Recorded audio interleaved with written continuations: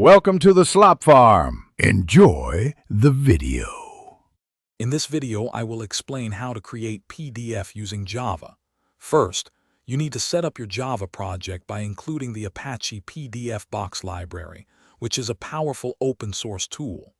Add the necessary dependency to your project's configuration, usually in your POM, XML for Maven or build, Gradle for Gradle.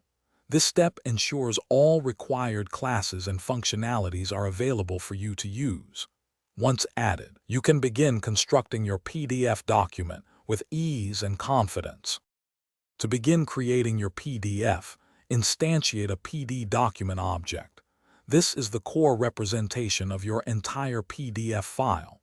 Next, you must add at least one page to this document using a PD page object. These pages act as your canvases, where all content from text to images will be placed. Think of it as opening a blank sheet of paper within your digital document. This foundational step is crucial before adding any visual elements. Now let's add some text to your newly created page. You will first create a PD page content stream for your specific page, which allows you to draw content. Within this stream, select a font, like a standard Helvetica, and set its size to, for example, 12 points.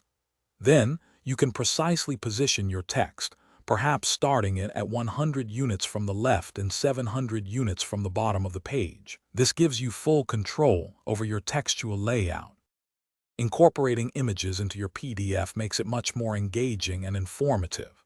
Begin by loading your image file, for instance, a JPEG or PNG, into a PDImageX object.